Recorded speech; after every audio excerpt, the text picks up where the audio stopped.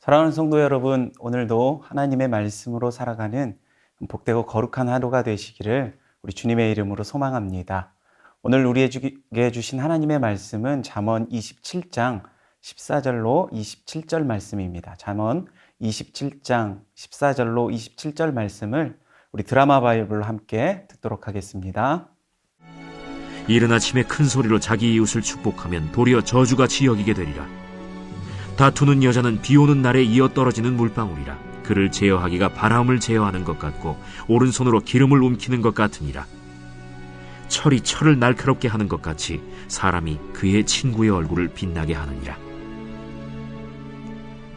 무화과 나무를 지키는 자는 그 과실을 먹고 자기 주인에게 시중드는 자는 영화를 얻느니라. 물에 비치면 얼굴이 서로 같은 것 같이 사람의 마음도 서로 비치느니라.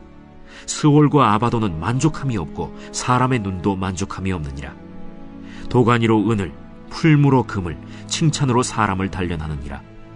미련한 자를 곡물과 함께 절구해 놓고 공의로 찌을지라도 그의 미련은 벗겨지지 아니하느니라. 내 양떼의 형편을 부지런히 살피며 내 소떼에게 마음을 두라. 대저 재물은 영원히 있지 못하나니 면류관이 어찌 대대에 있으랴. 풀을 벤 후에는 새로 움이 돋나니 산에서 꼴을 거둘 것이니라. 어린 양의 털은 내 옷이 되며 염소는 밭을 사는 값이 되며 염소의 젖은 넉넉하여 너와 내 집의 음식이 되며 내 여종의 먹을 것이 되느니라. 성경을 읽다 보면 우리가 어떤 어려움을 당하기 이전에 하나님의 말씀을 통해서 먼저 우리에게 깨닫게 하시는 그런 은혜가 있습니다. 계속해서 우리는 이 잠언 말씀을 살펴보고 있습니다. 오늘 방금 읽은 본 단락은 잠언의 세 번째 단락의 한 부분이라고 할 수 있는데요. 25장부터 29장까지 이어지는 그 기사의 연속 부분입니다. 이것은 히스기야의 신하들이 수집하고 편집한 것입니다. 그렇기 때문에 1차 독자가 누구입니까? 바로 1차 독자는 바로 히스기야 왕입니다. 미리 말씀하시고 난 다음에 일이 벌어지는 것입니다. 말씀이 먼저 있었다라는 것은 그 일이 오기 전에 먼저 미리 생각하고 대비하라라는 것입니다. 성경을 살펴보면 성경은 남유다가 망하게 된 이유가 바벨론의 포로로 끌려가게 된 그 이유가 마지막 왕 때문이 아니라 바로 이 히스기야 왕 때부터라고 말하고 있습니다. 여러분, 잠언이 무엇이라고 그랬습니까? 잠언이 영어로 프로버브, 미리 하는 말이라고 그랬습니다. 그러니까 당해보기 전에 미리 말로 아는 것입니다. 히스기야가 먼저 말로 알았더라면, 이 미리 정비할 수 있는 그 지혜의 말씀을 알았더라면 아마 이런 일이 벌어지지 않았을 것입니다. 우리가 미리 정비하는 인생, 먼저 우리에게 주시는 하나님의 말씀을 통하여 깨닫는 저와 여러분의 삶이 되시기를 우리 주님의 이름으로 소망합니다. 우리가 말하는 데 있어서 타이밍은 참 중요합니다. 아무리 좋은 말도 타이밍이 참 중요하다라는 것입니다. 우리가 성경 욥기를 볼 때 욥의 친구들을 보게 됩니다. 거기에 보면 엘리바스라든지 빌닷 이런 사람들을 보면 꽤 쓸만한 말들을 하는 것을 우리가 볼 수가 있습니다. 그 쓸만한 얘기가 어떤 때는 우리의 암송 구절이 되기도 합니다. 예를 들어서 내 처음은 미약하지만 나중은 창대하리라. 우리 참 좋은 말이죠. 이 나쁜 말이 아니잖아요. 한편으로는 이것은 욥의 친구들의 말이기 때문에 성경 말씀이 아니다라고도 하는 사람이 있습니다. 그런데 그것이 아닙니다. 그것도 참 좋은 말입니다. 여러분, 하다못해 그 발람 선지자를 통해서 하나님의 진리의 말씀이 선포되어지기도 합니다.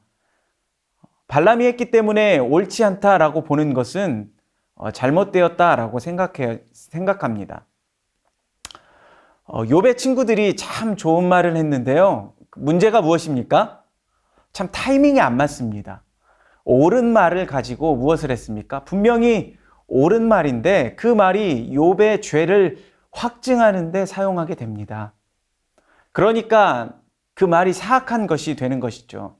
옳은 말, 말이 칼인데 사람을 살리는 그런 수술하는 칼이 아니라 그것이 사람을 죽이는 찌르는 칼이 되어버린다라는 것입니다.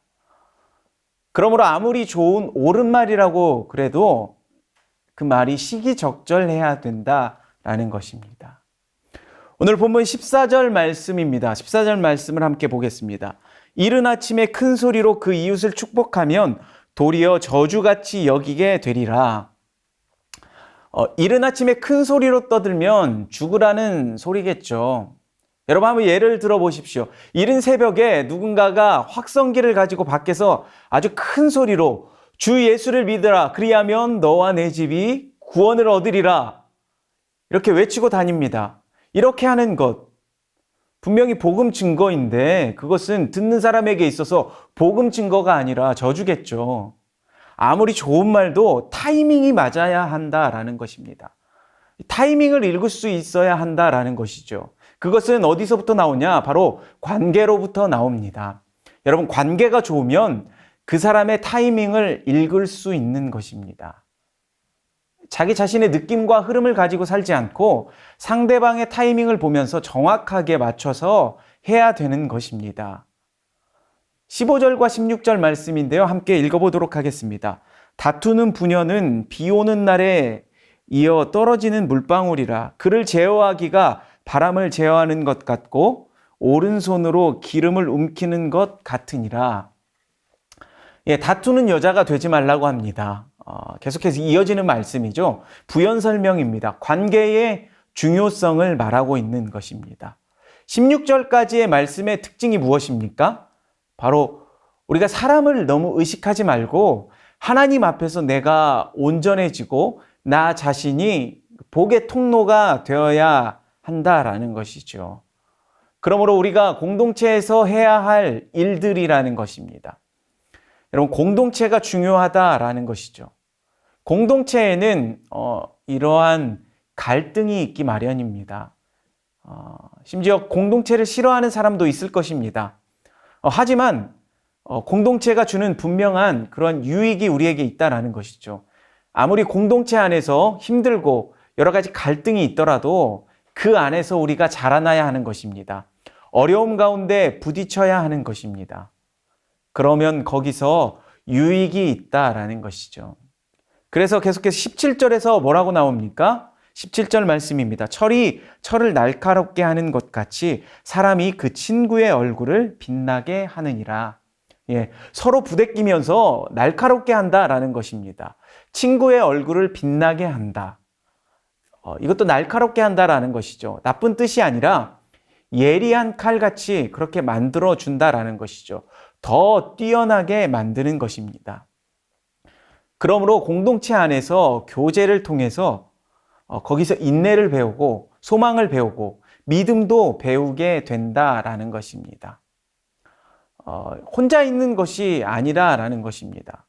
물론 예배에 있어서 물론 홀로 서는 것도 중요합니다. 하나님 앞에서 홀로 서는 것도 중요하지만 이 공동체가 함께 예배를 드립니다. 그 가운데서 홀로 하나님 앞에 나아가는 시간, 자신과 하나님과의 그런 관계 안으로 들어가야 된다라는 것이죠. 그것도 꼭 필요합니다. 하지만 거기서 끝나는 것이 아니라 우리가 또한 공동체 안으로 들어가야 된다라는 것이죠. 거기서 관계 안으로 들어가서 유익을 만들어내는 것, 그것이 중요하다라는 것이죠. 이것이 적절한 균형이 있어야 하는 것입니다. 그러므로 우리가 이 세상에서 만나는 이 다양한 수많은 사람들을 통해서 또한 우리가 속한 그 공동체를 통해서 자신을 날마다 깨뜨리고 또한 연단하면서 훈련할 수 있는 우리 믿음의 성도가 되어야 한다라는 것입니다. 여러분, 모든 만남과 관계에서 서로 부대끼며 그 안에서 훈련되어지고 또 연단되어지고 그러한 그것을 기회로 삼아서 우리가 영육 간에 성장하게 되고 또한 그 공동체 안에서 서로를 살리는 그런 유익한 삶, 성령의 열매를 더 풍성하게 맺어가는 우리 믿음의 성도님들이 되시기를 우리 주님의 이름으로 축복합니다.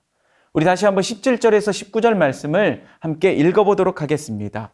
철이 철을 날카롭게 하는 것 같이 사람이 그 친구의 얼굴을 빛나게 하느니라. 무화과 나무를 지키는 자는 그 과실을 먹고 자기 주인을 시종하는 자는 영화를 얻느니라. 물에 비추이면 얼굴이 서로 같은 것 같이 사람의 마음도 서로 비추느니라. 예. 공동체 안에서는 이렇게 무화과 나무 열매같이 풍성하게 열매를 거둔다라는 것입니다. 이 공동체 안에서 서로가 서로를 쳐다보게 되고 자기 자신을 성찰하는 그런 기회가 된다라는 것입니다. 여러분, 우리가 혼자 있으면 믿음이 이렇게 자라나지 못합니다. 하지만 우리가 교제하다 보면 내가 사랑이 부족하구나. 내가 이런 부분이 부족하구나 라고 깨닫게 되는 것입니다. 바로 관계를 통해서, 이 공동체를 통해서 나를 보게 되는 것입니다. 여러분, 우리가 잘 알듯이 누가복음에 나오는 베드로의 모습을 한번 보십시오. 예수님께서 그 깊은 곳에 그물을 던져라 그랬더니 베드로가 말씀대로 순종했습니다. 그랬더니 어떻게 됩니까? 고기가 많이 잡혔습니다. 그때 베드로가 어떻게 합니까? 고기가 많이 잡힌 것을 보고 그것을 보고 너무 기뻐하는 모습이 아니라 바로 베드로의 모습이 어떻게 됩니까? 주님, 저는 죄인입니다. 나를 떠나소서라고 이 주님의 영광을 바라보면서 동시에 자기 자신을 보게 된다라는 것입니다. 바로 자기 자신의 성찰의 기회가 있다라는 것이죠. 사실 공동체 또한 이 관계를 통해서 나를 보게 되는 것입니다. 그러므로 관계 속에 들어가지 않으면 절대로 나 자신을 볼 수 없는 것입니다. 그렇기 때문에 우리가 갈등이 있더라도 그 갈등 속에서 날카로워지고 성장해 나가야 되는 것입니다. 공동체가 있으면 거기서 주는 이러한 풍요로움이 있다라는 것입니다.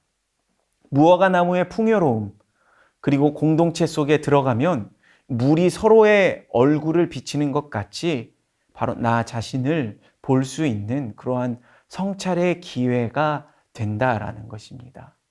여러분, 공동체 없이는 성장이 없다라는 것입니다. 그 다음에 이야기는 이것입니다. 20절로 22절 말씀인데요. 함께 읽어보도록 하겠습니다. 음부와 유명은 만족함이 없고 사람의 눈도 만족함이 없느니라. 도가니로 은을, 풀무로 금을, 칭찬으로 사람을 시련하느니라. 미련한 자를 곡물과 함께 절구에 넣고 공의로 찌을지라도 그의 미련은 벗어지지 아니하느니라. 공동체에서 잘 살기 위해서는 자신의 욕망대로 살면 안 된다라는 것입니다. 여기서 보면 스올 또 개역개정으로 보면 아바돈, 이런 말은 무슨 의미입니까? 여기서 어둠을 상징하죠. 욕망으로 사는 세상, 거기에는 이 만족이 없다라는 것입니다. 필요로 살면 우리에게 만족이 있다라는 것이죠. 그러면서 세상적인 부분을 경계하고 있는 것입니다. 칭찬으로 사람을 단련한다라는 것, 속지 말라라는 것입니다. 그리고 22절 말씀입니다. 미련한 사람인데 말을 해도 우리가 잘 이해하지 못하는 사람이 있습니다.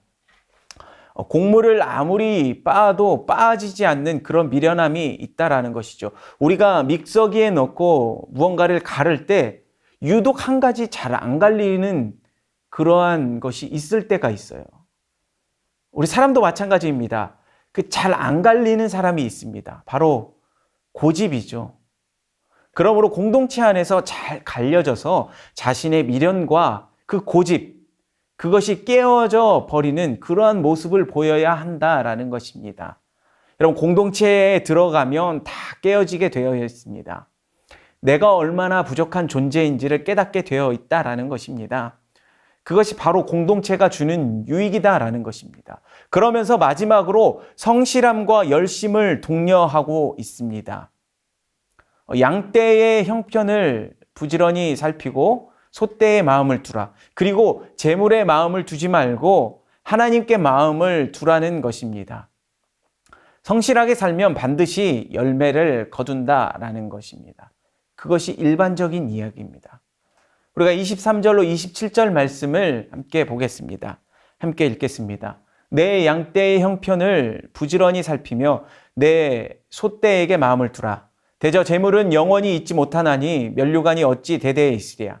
풀을 벤 후에는 새로 움이 돋나니 산에서 꼴을 거둘 것이니라. 어린 양의 털은 내 옷이 되며 염소의 밭을 사는 값이 되며 염소의 젖은 넉넉하여 너와 내 집의 음식이 되며 내 여종의 먹을 것이 되느니라.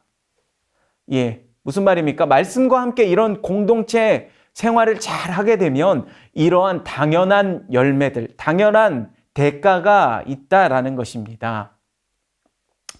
말씀을 마무리하도록 하겠습니다. 우리는 하나님으로부터 받은 은혜가 있습니다. 여러분, 우리가 받은 그 은혜를 다 무엇에 쓰라고 합니까? 내가 속한 공동체, 내가 속한 공동체를 살리는 그 공동체 개선으로 위해서 사용하라라고 말씀하고 있습니다. 우리가 공동체 안으로 다 들어가게 되면 그 안에는 분명히 갈등이 있을 것입니다. 하지만 철이 철을 날카롭게 하듯이 그것 때문에 내가 성장하게 될 것이고 나를 통해서 사람들이 성장하게 되며 또한 그 가운데서 나 자신을 돌아보게 되는 이러한 성찰의 기회가 된다라는 것입니다. 그러면 나중에 분명 거기에서 많은 또한 풍성한 열매를 맺게 되는 것입니다. 결국은 관계를 통한 풍성함이 우리에게 있다라는 것입니다. 하나님께서는 우리에게 미리 말씀해 주십니다. 말씀을 통해서 우리가 우리 자신을 돌아보게 되고 그 미래의 일들에 대비해서 하나됨을 누릴 수 있는 그 공동체 안에서 풍성한 열매를 맺을 수 있는 저와 여러분의 모든 삶이 되시기를 우리 주님의 이름으로 축복합니다. 기도하겠습니다. 사랑의 하나님, 참으로 감사합니다. 오늘도 우리에게 말씀하여 주시고 그 말씀 가운데 거할 수 있도록 은혜를 허락하시니 감사를 드립니다. 주님, 우리의 삶 가운데 있어서 정말로 우리 자신이 홀로 서는 것이 아니라 우리가 속한 그 공동체 안으로 들어가서 하나님으로부터 받은 그 은혜와 사랑을 공동체를 살리는 데 사용되어질 수 있는 우리의 모든 삶이 될 수 있도록 주님, 우리의 삶을 인도하여 주시옵소서. 그 가운데서, 공동체 가운데서 여러 가지 많은 갈등과 여러 가지 많은 시련들이 있을 것입니다. 아버지 하나님, 그것이 싫어서 공동체에 속하지 않으려고 발버둥 치는 것이 아니라 그 안에서 서로 부대끼며 철이 철을 날카롭게 하듯이 우리가 서로를 날카롭게 하며 또한 내 자신을 돌아보면서 정말로 그 가운데서 잘 갈리고 깨어져서 나 자신이 정말 부족한 사람이구나, 그것을 깨닫고 또한 공동체 안에서 그걸 깨달을 수 있는 그 은혜를 오늘 하루도 또한 경험할 수 있도록 도와주시옵소서.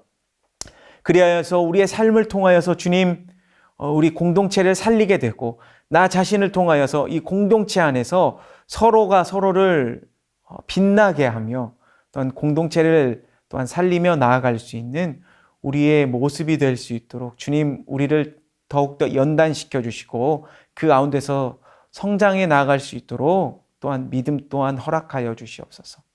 아버지 하나님, 오늘도 우리가 수많은 사람들을 만날 것입니다. 그 만남의 축복들 가운데 서로를 높여주고 서로를 빛나게 할 수 있는 우리 그리스도의 참된 그러한 자녀의 모습으로 살아갈 수 있는 우리의 모습이 될 수 있도록 오늘도 우리 가운데 주님께서 함께하여 주시고 동행하여 주시옵소서.